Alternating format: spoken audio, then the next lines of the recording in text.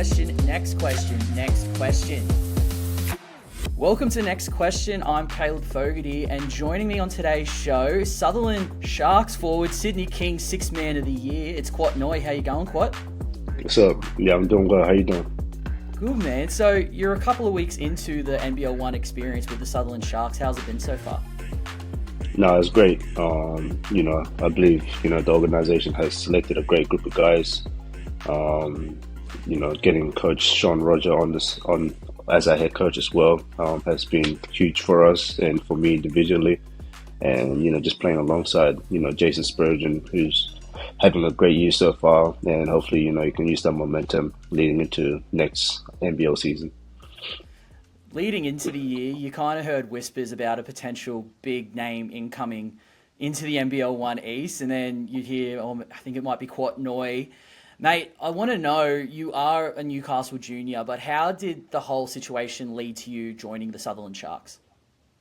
There's a couple of teams that reached out to me, so I really had to juggle my options and really look at what they were offering, not just in terms of finance and stuff, but different aspects of marketing, building my brand, and Sutherland, just ticked all the dots in that aspect. So I felt comfortable going there, and like I said before, having Sean Roger, who's helped me in my NBL season, and just getting to learn from him and watching film with him, and just picking up on the things that that I need to work on too. He's been great for me. So I just felt comfortable going to Sutherland, and that's why I selected that team.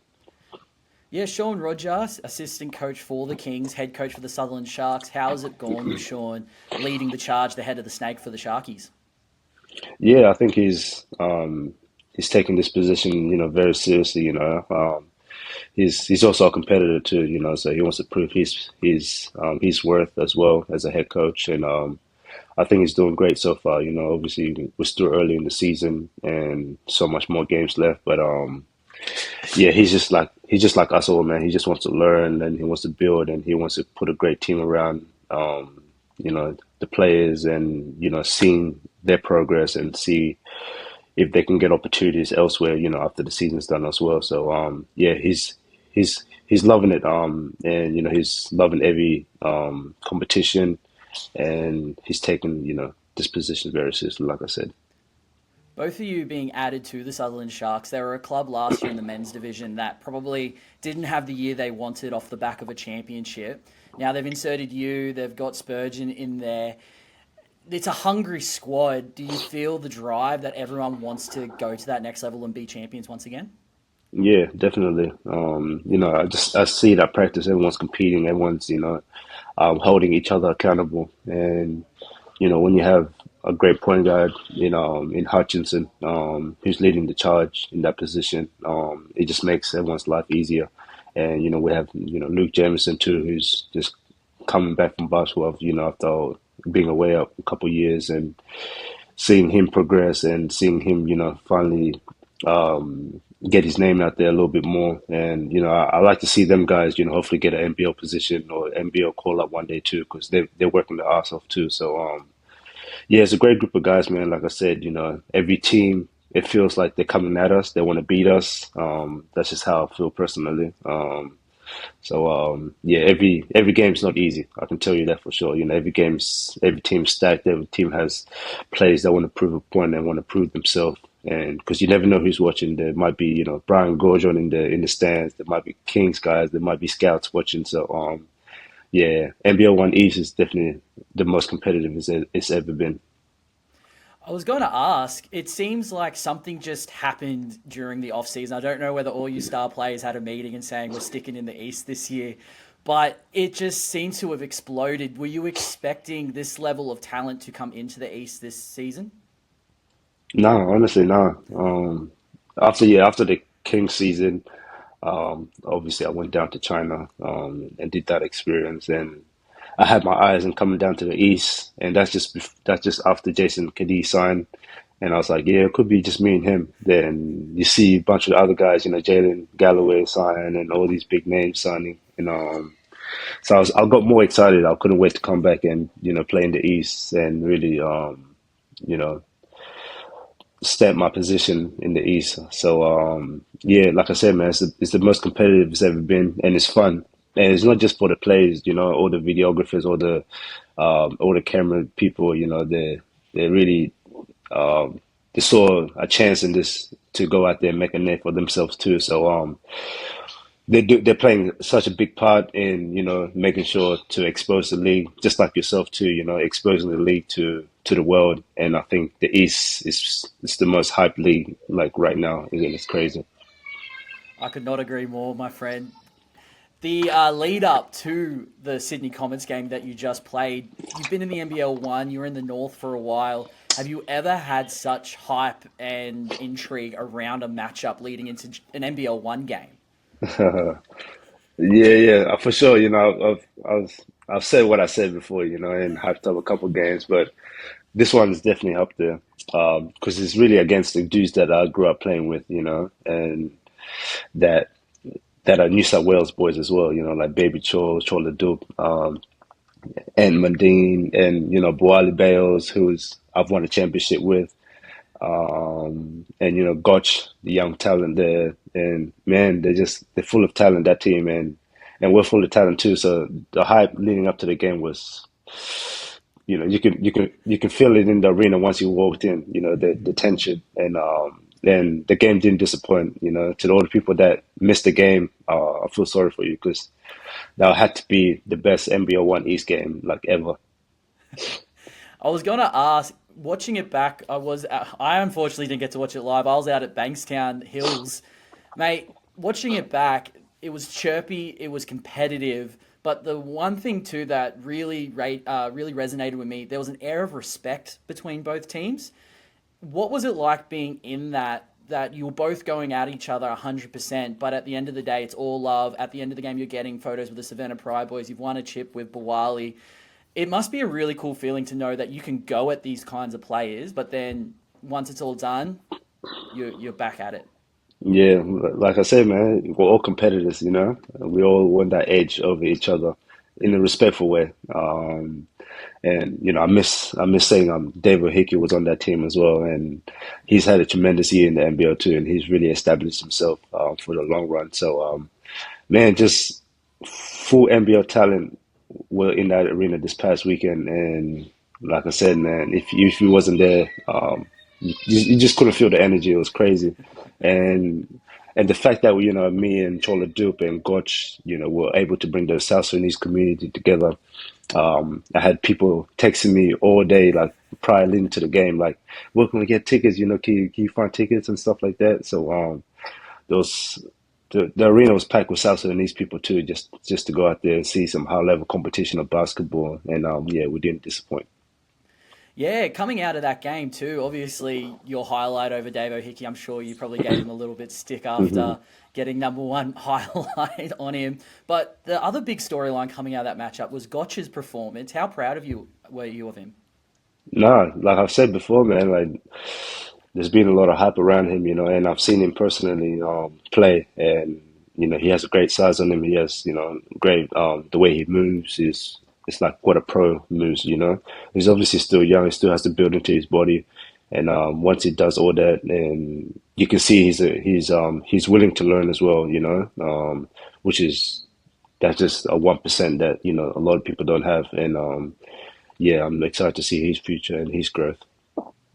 I'm interested to note, mate. I was talking to Will Cranston Lown, the two-time MVP for the Maitland Mustangs. He's down in the south right now. Yeah. When I spoke to him, I asked what was the difference that he's noticed from the east to the south. He said the south is a lot more slower. There's a lot more actions. He said he felt like he's going over a pick on the defensive end every second of the game. What's the difference between playing in the north and the east? Um, the North and the East. I'll probably say pretty similar. You know, very physical, high pace, and you know, just a bunch of NBL players too. You know, like when I was in the North, there was a bunch of NBL players, and obviously here in the East, I was fortunate enough to have all these talent come into the East, high level NBL talent, and so yeah, very similar. I would say the East is a little bit more physical. The ref, you know, let a lot of stuff go, which is good. You know, I like that that physicality. But yeah. pretty similar in a way. And yeah. So you're saying how competitive the East is. We've seen a lot of upsets. We've seen the Newcastle Falcons. They decided that every win they're going to get this season is against top three teams, and then probably fall short. Have fallen short so far against the lower teams in the ladder. You've got Hornsby this week. You're coming off the back of losses to the Comets and the Seagulls, whereas Hornsby, they've won back to back. They may be a little bit lower, but they got Mohamed Kone. He's very much like, we're going for the playoff spots. Are you guys not going to take the Hornsby Spiders lightly? Yeah, 100%, coming off two wins, that just gives you ultimate confidence. And, the Horns, adding that piece, the Hornsby, adding that piece, just changes everything. One guy can just bring so much confidence into a team. And I believe that's what he's doing right now. So, yeah, we're definitely not taking them lightly. We want to get back on winning tracks. So, we've got practice tonight and tomorrow. So, we'll stick to the game plan. Really focus on what we have to improve on, all the mistakes we did this past weekend, and really try to implement that this weekend. They were the Hunters when you did play for them, but how's it going to feel playing against your junior club? We get the chance to go down there, like you said, and I haven't been to Newcastle for a while, so and playing in that arena since I was about 15 years old. So yeah, it's gonna be a lot of emotions, most definitely. I'm gonna head down there 2 days earlier and do some media stuff, talk to the radio.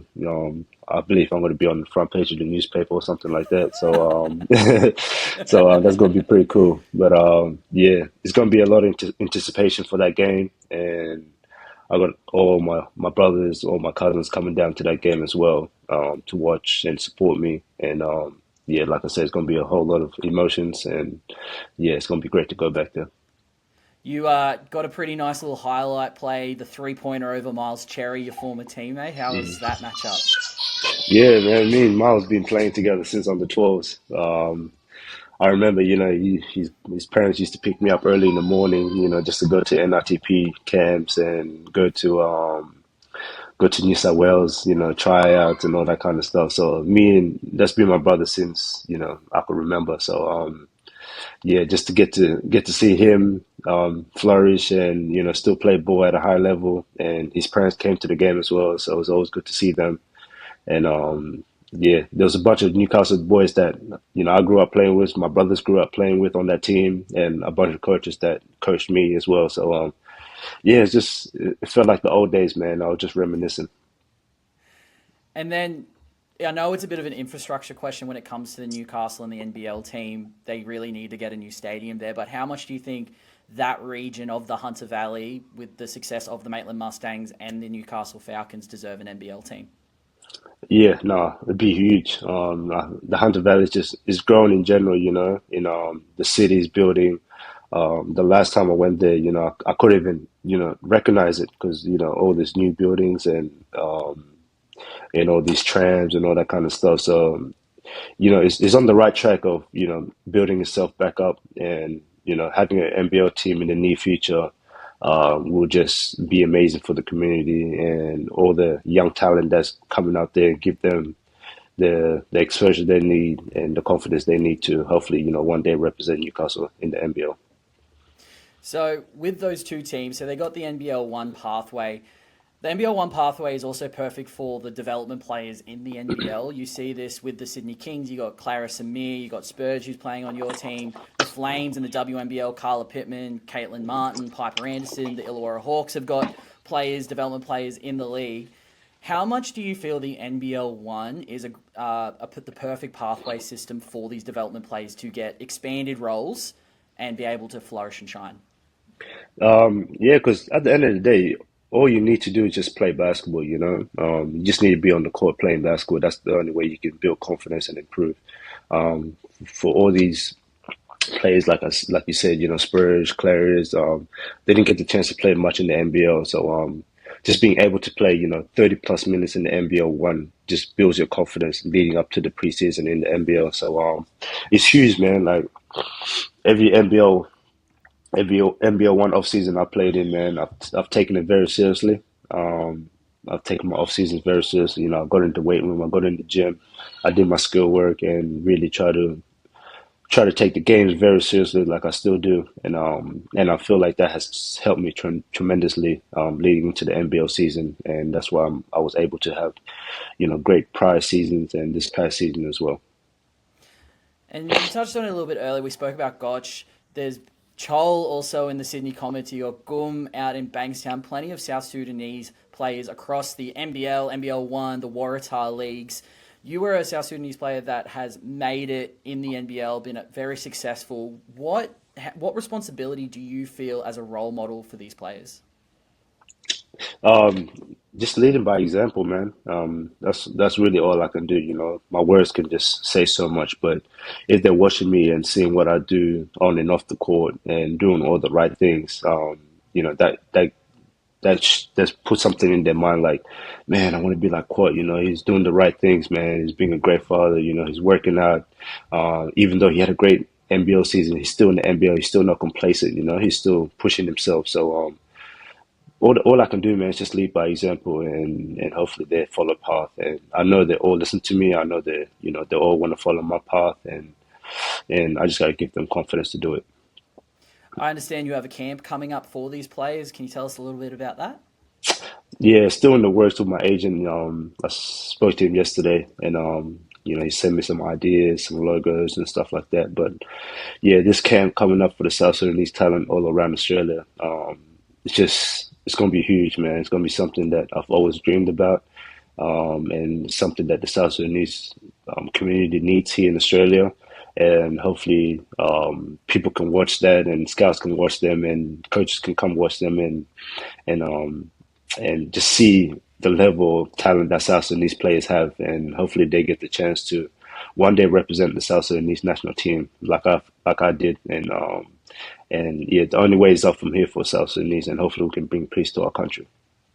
You did say on Love of the Game shout out SJ about a Blacktown team eventually being added into the NBL1 East. Whenever chat happens about what potential associations could be added, Blacktown is always mentioned as one of the top teams. You said that you would play for a Blacktown team. How important is getting them in the NBL1 East? Oh man, like it would just be huge for the community, man. The Black Dam Storms, they've been there for the longest, and they just haven't had that next step to really establish themselves and have that position in the NBL1. So I'm really trying to push for it.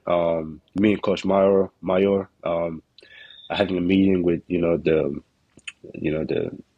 governors around the New South Wales and Blacktown, and really trying to establish that Blacktown Storm team in the near future. And if we can bring that, man, just imagine the atmosphere, man. Just imagine the gym. Imagine just South Sudanese people packed all the west of Western Sydney, just in that gym cheering on, and the atmosphere would just be so thick. Like it would be one of the best atmospheres you could ever imagine, for sure. Now, I got to ask, I've got you here some Sydney Kings questions. I hope you don't mind. Obviously, big signing news in the backcourt, at the very least, for the Kings. Matthew Dellavedova, Kendrick Davis, absolute buckets, but also some of the best passes of the ball in the NBL, I should say, not NBL East, but in the NBL. Yeah. What do you think their addition to the Kings squad would be for a scorer like yourself getting set up by some of the best passers in the league? Man, it'll probably just make my life easier, honestly. Because they wouldn't know who to help off, especially if I start hitting down shots and Kendrick's hitting shots and Delhi's just playing tremendously. Like they wouldn't know who to help off. So I think those two pieces is what we needed, and that's what we were missing. And yeah, I was talking to Kendrick too when I was in China as well. He was calling me, and we were just talking about how excited he was to come down, and how excited I was to have him on the team. And Delhi also texted me, once he signed, and he said, he can't wait to, get me open shots and all that kind of stuff. So yeah, man, it's big time. We got all the right pieces, and it's falling all into place. And man, I just can't wait for the season to start. Mate, Delhi's going to go from running those pick and rolls with Tristan Thompson. I can imagine you being on the end of some of those alley-oops. I know, I know. I got to ask one more too as well, mate. Sixth man of the year. Congratulations. It was, I think, out of all the awards, I think that was the least one anyone could argue with. You were very deserving. do we maybe see a Kouat Noi starter at some stage next season? Yeah, man, that's you know that's all I've been working towards, man. But like I said, man, it doesn't define who I am if I'm a starter or bench player. So I'm just gonna continue to work, continue to progress, and if I get that starting position, I'll be more than ready. And if I don't, I'll be more than ready as well. So and I've proven that, and yeah, hopefully that's what I want. I want to be a starter in the NBL, so I can have opportunities of hopefully being most improved player one day, and hopefully being a league MVP one day. That's what wakes me up every morning and striving for. So and yeah, that's it. Quad, thank you so much, mate. Best of luck this week against Hornsby Spiders and the rest of the NBL1 East season. No, thanks for having me, man. Thank you.